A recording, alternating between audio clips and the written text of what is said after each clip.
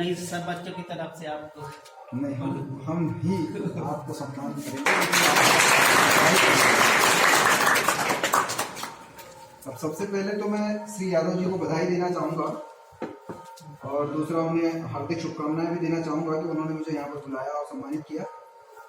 जैसा कि आप लोगों को पता है कि ये पोस्ट मैट्रिक बालक छात्रावास है, पिछड़ा वर्ग के कल्याण के लिए राज्य शासन के द्वारा, है ना। क्योंकि एक अंत्योदय विचारधारा होती है। अंत्योदय विचारधारा ये कहती है कि समाज में पिछड़े हुए वे लोग जो शैक्षणिक रूप से पिछड़े हुए हैं, जो सामाजिक रूप से पिछड़े हुए हैं, उन लोगों के विकास के लिए क्या किया जाए, उन लोगों के विकास के लिए शिक्षा को आधार बनाया जाए, उन्हें शिक्षा उपलब्ध कराई जाए। तो शिक्षा उपलब्ध कराने के लिए सुगम रास्ते होते हैं, सुगम स्थान होते हैं। जब तक आपको मूलभूत आवश्यकताएं पूर्ति ना होगी तब तक आपकी शिक्षा का जो मूल उद्देश्य है वो पूरा नहीं होगा। तो उस मूल उद्देश्य की उपलब्धि के लिए, प्राप्ति के लिए आप लोगों के लिए पिछड़ा वर्ग पोस्ट मैट्रिक बालक छात्रावास जिला स्तर पर 100 सीटर बालकों के लिए और 50 सीटर कन्याओं के लिए खोले गए। साथ ही साथ जब सरकार ने ये देखा कि अब हमारा पिछड़ा वर्ग, क्योंकि पिछड़े वर्ग का ही कल्याण करना जरूरी है, मध्य प्रदेश की 50% आबादी पिछड़े वर्ग से बिलोंग करती है और एक बहुत बड़ा तबका जो पिछड़ा हुआ है उसे हम विकास की मुख्य धारा में जोड़ दें। तो विकास की मुख्य धारा में जोड़ने के लिए राज्य शासन ने एक और निर्णय लिया और वो निर्णय यह था कि हम संभागीय स्तर पर बड़े बड़े छात्रावास खोलें और उन संभागीय स्तर पर जो रूरल एरिया से, इंटीरियर एरिया से जो प्रतिभा किसी कारण से आधारभूत सुविधाओं से रुकी हुई है वो आकर वहां रहे और अपनी पढ़ाई को मूलभूत स्वरूप या आकार देवे। इसलिए पिछड़ा वर्ग के कल्याण के लिए छात्रावास खोले।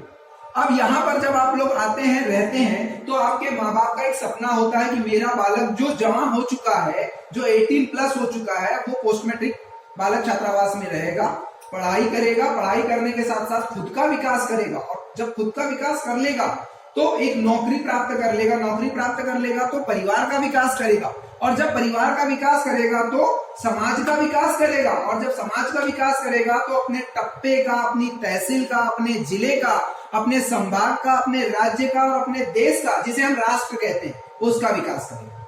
तो इन आशाओं के साथ आपके माँ बाप आपको पालते हैं, बड़ा करते हैं और राष्ट्र को समर्पित करते हैं। राष्ट्र को समर्पित करने के लिए जरूरी नहीं है कि आप आर्मी ज्वाइन कर लें, आर्मी ज्वाइन करिए, देश की सेवा करिए। एक बहुत बड़ी सेवा है जिसका सौभाग्य साथ मुझे नहीं मिला, पर मैं उसे सैल्यूट करता हूं, क्योंकि बॉर्डर पे शहीद होने वाला प्रत्येक सैनिक अपने लिए शहीद नहीं होता, वो राष्ट्र के लिए शहीद होता है।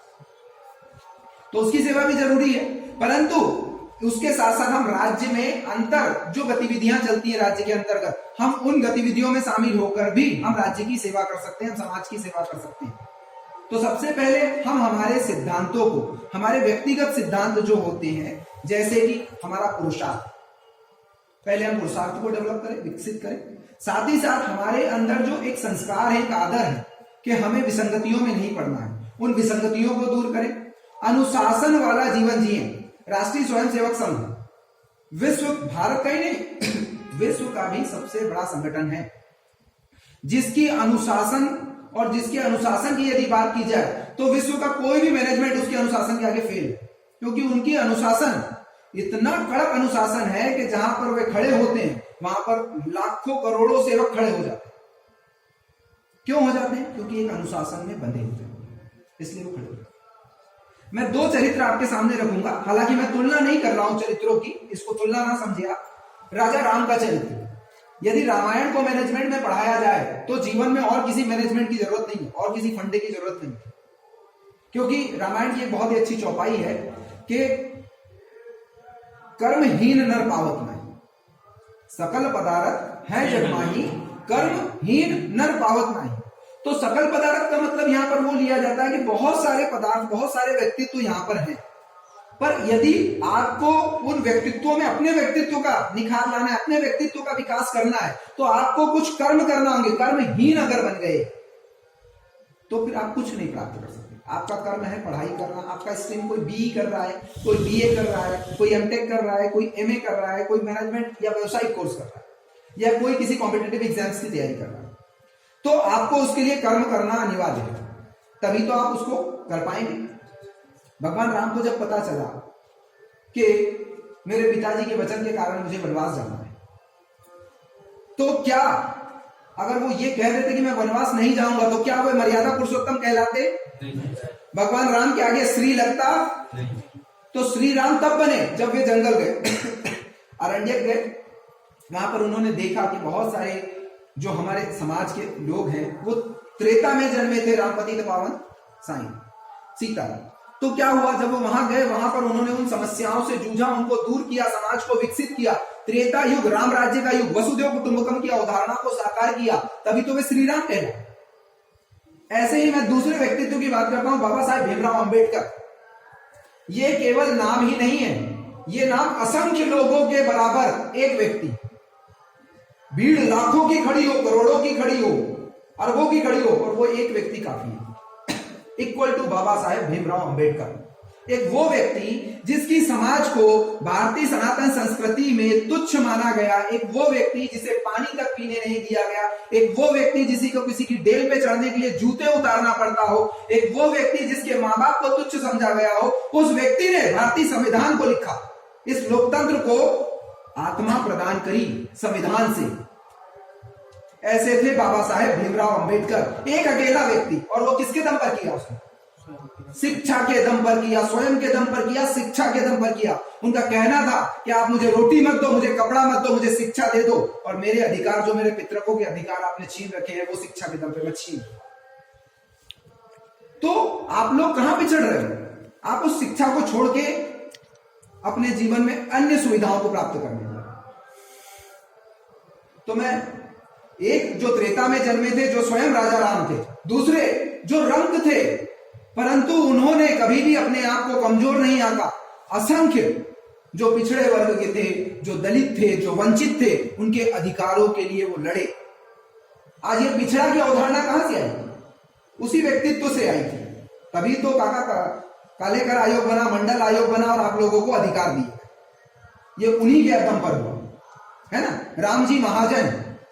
रामजी महाजन आयोग की सिफारिशों पर पिछड़ा वर्ग के लिए सभी सुविधाएं मध्य प्रदेश में बनी है।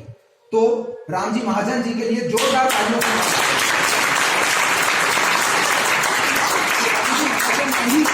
आपके अधिकारों को समझा, आयोग बना मध्य प्रदेश में, और उन्होंने आपके अधिकारों के लिए सरकार के पटल पर रखा, और सरकार ने आपकी सुनवाई करी। तो कुछ ऐसे व्यक्तित्व थे जिन्होंने आपके अधिकारों के लिए कुछ किया। मेरा बस इतना ही कहना है कि हमारी समाज के लिए कुछ जागरूकताएं हैं, समाज के लिए कुछ दायित्व हैं, उन दायित्वों का आप निर्वहन करें, उन दायित्वों को आप समझें। मैं पढ़ाई के विषय की बात इसलिए नहीं करूंगा क्योंकि आपने पहली से लेकर 12वीं तक जो शिक्षा प्राप्त की है, वही शिक्षा आपको ग्रेजुएशन में किसी एक विषय में मास्टरी हासिल करना है और उसी को आगे बढ़ाना है। मैं पढ़ाई की बात इसलिए नहीं करूंगा, पर मैं कुछ मूलभूत प्रश्न अगर पूछ लूं और उसका अगर नॉलेज आपको ना हो तो मुझे थोड़ा सा दिमाग में विकृति या गुस्सा आएगा, और वो गुस्सा ये होगा कि यार आप लोगों ने अभी तक पढ़ा क्या? तो आप लोगों को पढ़ना कैसा है?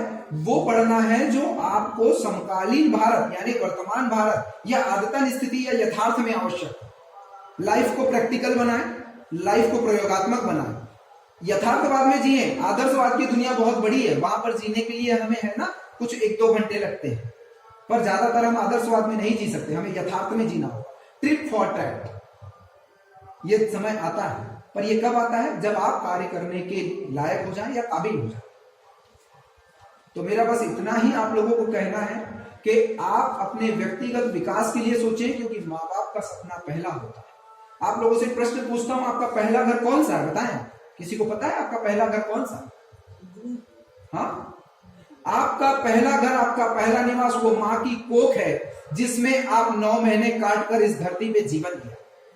आप बड़े बड़े महल बना ले, बड़े बड़े घर बना ले, पर उस माँ की कोख की तुलना आप कभी नहीं जीवन में कर पाओगे, जिसने 9 महीने तक सर्दी भी सही, ठंड भी सही, गर्मी भी सही, और आपको जन्म दिया, असहाय पीड़ा सही।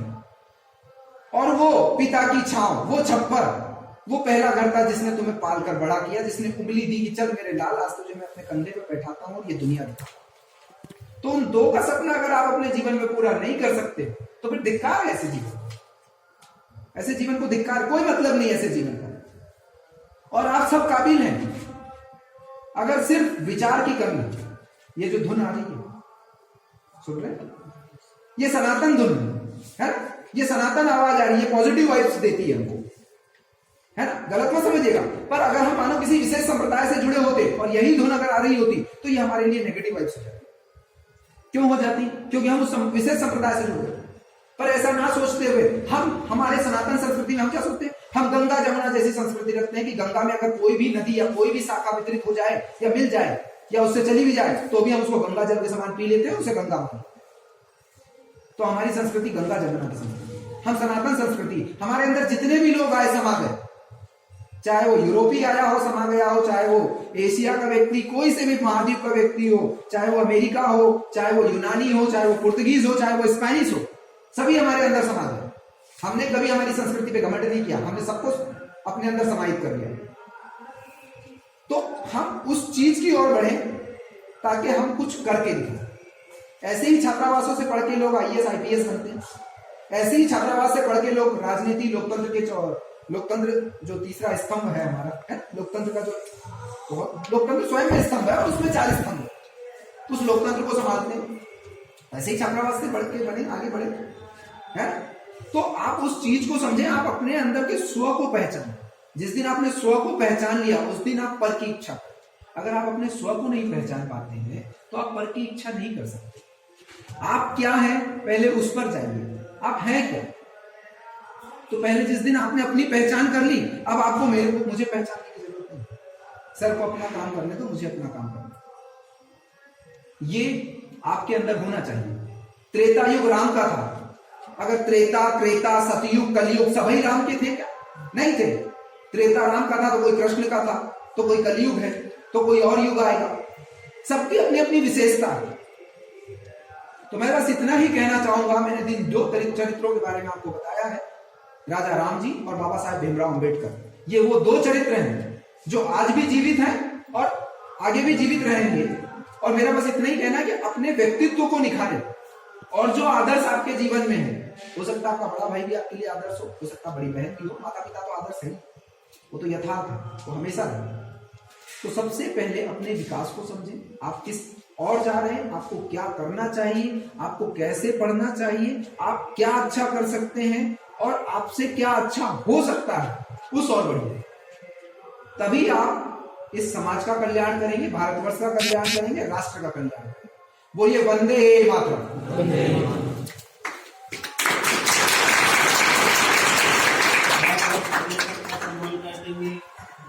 लंबी स्पीच दी।